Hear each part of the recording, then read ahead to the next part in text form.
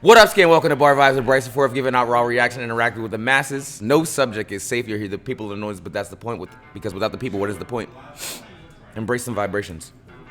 Quite an interesting week. I had a preview for the first time ever because we played on Thursday with my guy Dan.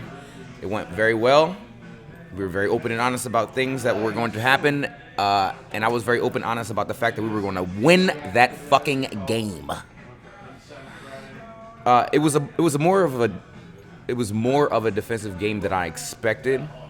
I honestly thought that there were going to be more points scored, especially with the fact that the Commanders were handily putting points up on people. They played, mediocre teams, but you beat mediocre teams, and they were doing that. And my biggest thing was, when it came down to it, it was about the D-line keeping Jaden Daniels in the pocket and the corners taking away the first and second option.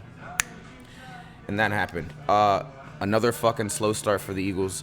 I don't understand how you get the amount of time as coaches that you do before games and you come out flat. The first 10, 15, 20 plays should be done, and done. Points. Also, though, Jake Elliott missing his field goals was a huge issue. I'm not concerned. I see people overreacting online. The man's won the Eagles so many games.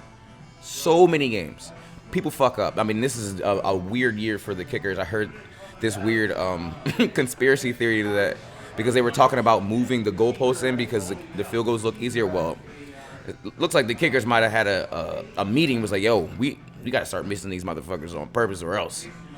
I think Jaden Daniels is clearly still hurt. He was not pushing the ball downfield. A lot of dump off passes. You didn't see a receiver catch a football until I think the end of the second quarter. And Quinyon Mitchell had Scary Terry in jail. Guantanamo Bay is what they've been calling my guy.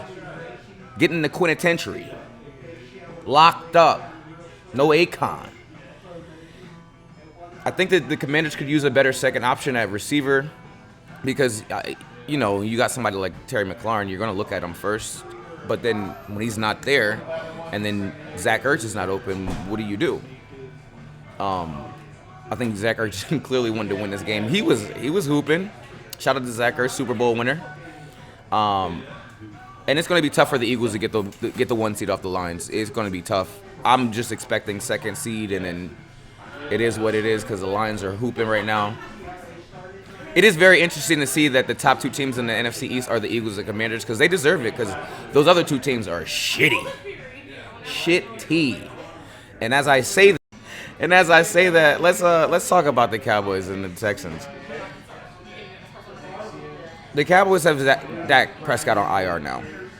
I don't know what the delay was with that whole thing, but it was inevitable. What did you think he was going to do? The man's walking around on crutches. You thought he was going to come back and save him? They were not good when he was playing. This motherfucker's playing Clash of Clans. What did you think was going to happen when he wasn't playing? You thought Cooper Rush was going to come in there and save the day?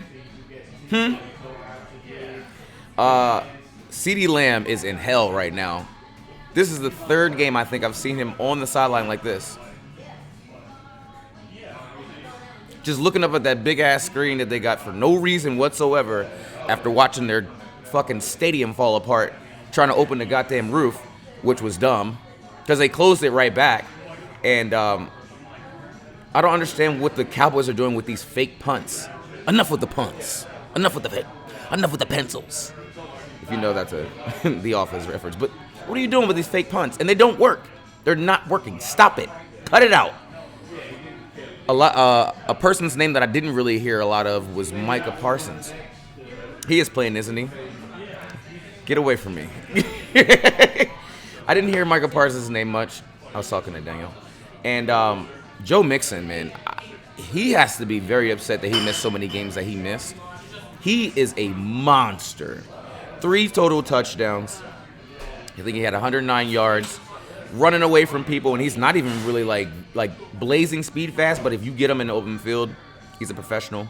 He's gonna outrun your DBs who are just not paying attention. C.J. Stroud is turning into a gunslinger, but in a really good way. He doesn't throw a lot of picks, but when he throws one, it looks bad. The Texans win the Texas Bowl. Good for them. And obviously, the only question that I have after every one of these damn games, are they still them boys? No. Jaguars and Lions. So this is my first game where we're getting to games where we don't need to talk about a lot of things. Doug Peterson, job's probably cooked. I'm surprised that while I'm talking right now, he still has a job. There were 2 lead changes in this game. Jaguars scored the first points, 3-0. And then it was a wrap after that. A Reynolds wrap. Granted, Jaguars had Mac Jones. I get it. 52-6 is absurd. Absolutely absurd. The Jaguars defense just looked like they didn't feel like playing anymore. And I can understand that. Somebody said that they probably went into the meeting and were like, yeah, if you guys lose this game, Doug Peterson's out here. And they were like, if we lose, he's out? Say less, taking the day off. Taking the day off. And the Jaguars still have 7 more NFL weeks to play. It's going to be miserable. Miserable. My stepdad is a Jaguars fan. I didn't even want to talk to him about it. The Lions, I think at this point you can say they're probably the best team in NFL as of currently, week 11. The Jared Goff stat where he is the only quarterback ever to have over 300 yards, 4 touchdowns, no picks, perfect quarterback rating twice in one season. That's nutty. They're taking over the division. And the NFC North is pretty stacked when you get Packers and the Vikings. But Lions taking care of business. I didn't know that there's so many Brocks in the NFL right now. So you get Brock Purdy, you get Brock Bowers, and then the Lions have a tight end named Brock Wright who scored a touchdown. I didn't even know that. Sorry, Doug. That seat is hot, bro. And it might be a wrap for you. Hate to see it. I don't. He won us the Super Bowl. The Colts versus the Jets. I was telling Shmang, I was like, yo, y'all just playing for the love of the game at this point. Y'all just playing for pride. y'all playing for pride. Anthony Richardson had the best game of his career. I didn't realize that he had 2 rushing touchdowns before I went to watch the highlights. And then he was just mowing people over. He has a fumble problem, we know that. Didn't throw a pick. And, again, didn't look tired. That's weird. The Colts' chances of making the playoffs are very slim to none, especially with the Texans 100% leading this division. And then you get a little bit of vintage Aaron Rodgers. He led him on a drive, one up, and then again, Anthony Richardson was like, fuck that. I'm going to show y'all that I can play this game. He was dropping dimes in the fourth quarter. Dropping dimes. So now we are at a point where the Jets can't blame Robert Saleh anymore. You can't blame anybody but this team. All the things, the little, making moves, Devontae Adams, all that. This is a personnel issue. 100%. They're wasting Breece Hall. He is a monster. And then now you got people not even calling Sauce Gardner. They call him by his actual name, which is Ahmad. I didn't even know that. They were like, oh, yeah, what's going on with Ahmad Gardner? I was like, who the fuck is Ahmad Gardner? Oh, I didn't even know that was his name because he's playing that badly that they're not even calling him by his regular name. This is the lost Jets season. I haven't seen a team with so much hype just be so bad. So bad. Alex, I'm sorry if you're listening to this, bro. Daniel's not. Jets, man. Paper airplanes is what I'm calling them now. They're not even Jets. They're just paper airplanes at this point. It's little paper airplanes. Chargers versus Bengals. Hey, listen, Joe Burrow, I know you're not watching this, bro, but I feel bad for you, man. I really do. Joe Burrow, 67%, 18 touchdowns, 2 picks, 7 losses. Overall this season, Joe Burrow has 27 touchdowns and only 4 interceptions. If you saw that on paper, like if I woke up from a coma and I was like, oh shit, Joe Burrow's got 27 touchdowns and 4 picks, what are the Bengals like 7-2? Nope. Not even going to be sniffing the playoffs, especially not with the Steelers and the Ravens playing the way. What a wasted season. Not as much as the Jets, but Bengals defense is just terrible. The Bengals have bungled.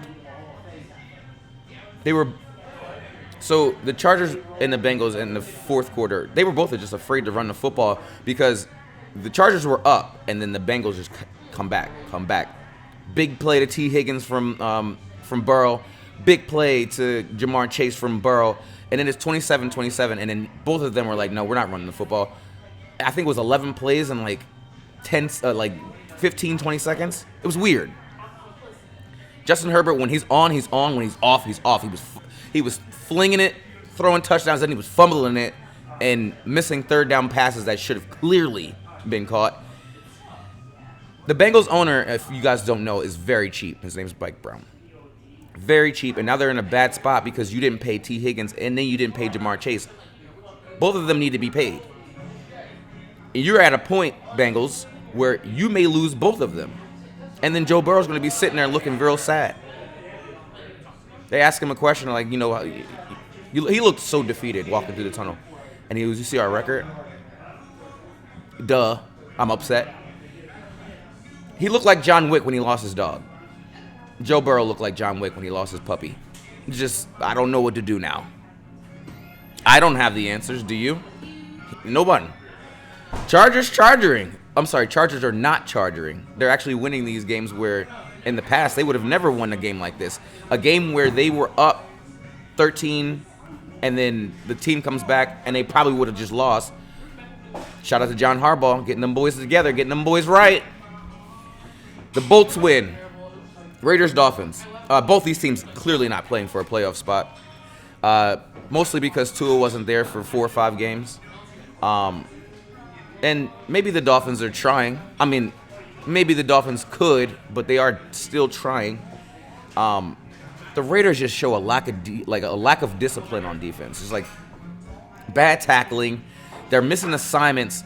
There was the play where Jonnu Smith ran past 3 players. He ran past 3 dudes, all not paying attention to the one guy that you need to be paying attention to. Missing assignments. It's really weird. I know they're not tanking, but they're just not good. I don't think that Antonio Pierce is going to lose his job because, it was bad quarterback play. Gardner Minshew was in there. Brock Bowers, though, is incredible. Brock Bowers leads the league in catches. And when I say leads the league, not just tight ends, Brock Bowers leads the league of anybody who's eligible to receive a football. Brock Bowers leads the league. And then somebody was like, well, if he's their only weapon, why not stop him? Just stop him. If he's their only weapon, why are you not stopping Brock Bowers? Because he's that good. The only weapon, stop him. It's a simple solution. Dolphins are probably really upset. With Tua being out all the time, like a lot of the times with his concussions in it. Which came back to haunt them because they're playing in a division with the Bills, and the Bills are going to win this division. Sucks. Another game, not much to say. Ravens Steelers. Classic defensive game. If you heard the stat, you would have bet either way. No. If you would have bet the Steelers, you would have been right because the last 8 games of them playing together have all been one-possession games. The Ravens coming into this game were the highest scoring team, and they couldn't get it done. If you're telling me that Mike Tomlin is not Coach of the Year, you are silly, and you need to go get checked out. The man had a very, very tough decision to make at quarterback twice and made the right decision both times. He is Coach of the Year. Couldn't tell me any different. Ravens had the only touchdowns in this game. I know I talked about the kickers earlier being awful. Boswell, kick after kick after kick after kick after another kick that won them the game. Russell Wilson's interception in the red zone was the dumbest shit I ever saw. He lofted it up like it was a popsicle, like a fucking lollipop, in the back of the end zone where there were no receivers. And then speaking of no receivers, the Ravens ran a fourth and goal play. I'm sorry, it was a 2-point conversion. Lamar Jackson runs to the left, and if you see the play, all the receivers were in the other corner. What the hell was that? Ravens only ran 19 times, but they threw it 33 times. But the game was close, so it wasn't like they needed to throw the football. I didn't understand the play calling. It was weird. And then Lamar Jackson only throws 48%. Recipe for a loss, excuse me. I think if you're a Ravens fan, you're looking at this, you're going, what the fuck is going on with Justin Tucker? Missing kicks that are just normally routine. I don't know what it is. Again, like with the Jake Elliott things, like, okay, it's a one-off, it's a week. He had a bad... No, like, this has been going on for weeks. They lost by 2, the Ravens. And Justin Tucker missed 2 field goals, excuse me. I don't know. I don't know what's going on, but it's a classic game from the Ravens and the Steelers. Rams and Patriots. The Patriots actually have their franchise quarterback with Drake May, but they also don't have anything else. They don't have linebackers. They got Ramondre Stevenson at running back, sure. They got like 3 receivers that would just only be number 2s. They got, I don't know, corners or I don't know. So if you're the Patriots in the offseason, you need to prioritize making sure Drake May is protected on the O-line and get this man a number 1 receiver. I heard them talking about getting him DK Metcalf. You can go get T. Higgins. He wants some bread. You Patriots fans need a number 1. If you're telling me after this game, watching the fucking dimes that Matt Stafford was dropping, that he's not a Hall of Famer, I would consider stop watching football just because I don't want to watch people being stupid.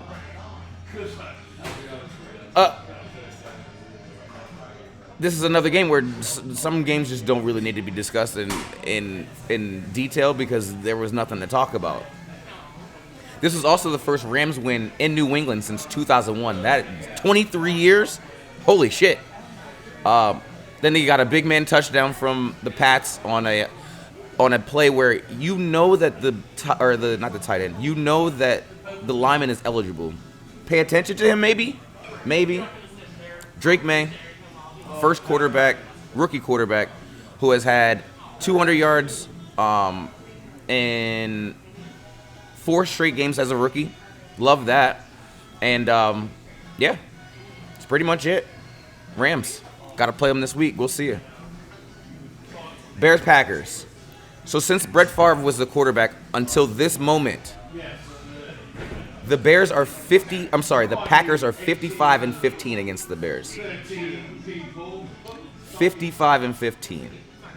And this was such a Bears way to lose a football game. They were in it the entire game. They were running the football. Caleb Williams slinging the rock, wasn't turning it over. Jordan Love, of course, he turned it over in a terrible way. And then the Bears go down. They give the Bears an opportunity to win. And then I didn't know this, but Cairo Santos. So coaching. This is coaching. The Packers knew that Cairo Santos, when he kicks long field goals, it's a low trajectory.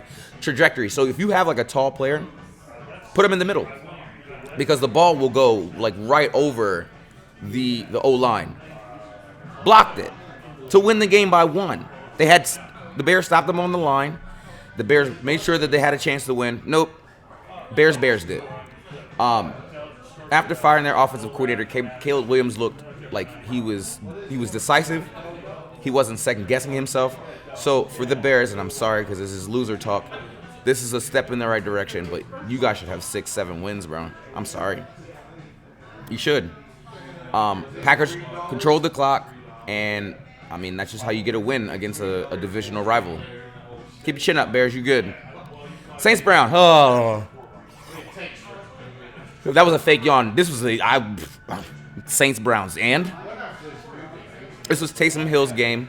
Taysom Hill had 138 yards rushing, 2 touchdowns rushing, caught a ball. He caught 50 yards, returned a kick for 42 yards, 3 total touchdowns, and he also threw a pick. He was just doing every fuck thing. He was doing everything good. Had a mistake. Didn't really matter. I saw this man running over people. I think the biggest thing from the Browns I was wondering was, when did Nick Chubb start wearing gloves on his hands? He used to just be barehanded. No gloves, no nothing. Man football. I don't know why he started wearing gloves. Is weird. Dan Rizzi, who is the interim head coach for the Saints, second head coach for the Saints to win his first 2 games as the head coach behind Sean Payton. Again, nothing to talk about in this game. Absolutely nothing. Broncos Falcons.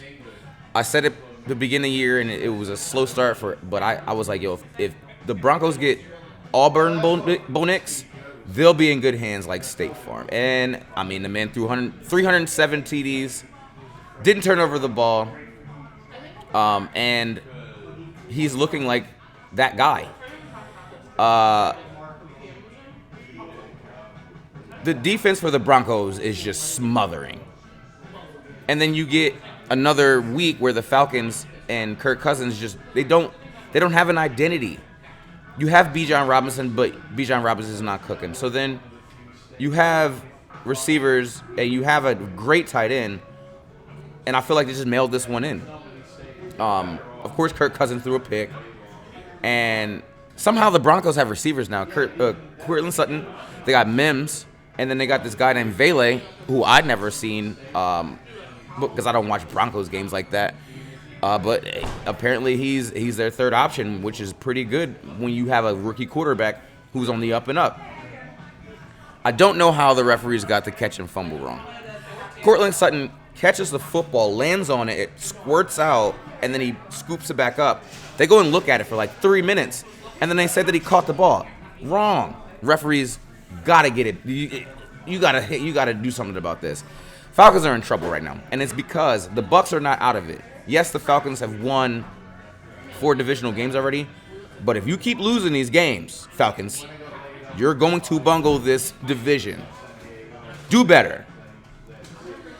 The Niners and the Seahawks. This is a really big divisional game. A lot of people were betting on the Niners. I bet on the Niners on one of my tickets. Hand up. But Brock Purdy has no excuse at this point. Yeah, you did not have George Kittle. I get it. Still had Debo, whose name I did not hear for the majority of the game. I thought he was still hurt. Did not hear this man's name. Still had Chris McCaffrey. You still had your O-line is not terrible. And he just couldn't take over the game. The Seahawks defense paid attention to Chris McCaffrey, and it turned out that is a great plan. Another game where Debo puts the team on his back, and he was keying most times. Again, threw a pick, but hey, that happens, and that comes with the name of the game. But the game-winning drive, where he trusted the fact that, one, the Niners' pass rush is not that great. Yeah, they have Nick Bosa, but when I say he, I mean Geno Smith, was able to stay in the pocket for most of the time, especially in the fourth quarter, and deliver the football to DK, to Tyler Lockett, Tyler Lockett he's been in the league for 10 years, and he looks like he's like a third-year receiver still. The Niners need a better pass rush, especially on third downs. And statistically, the Niners may not make the playoffs. Think about that. The Niners may not make the playoffs. Hate to see it. Vikings, Titans. I literally wrote down one thing. It was Sam Darnold. Every week, Sam Darnold makes you wonder, like, hey, is Sam Darnold gonna have a good game? Sam Darnold gonna have a bad game? Today was good that day was Sam's good day.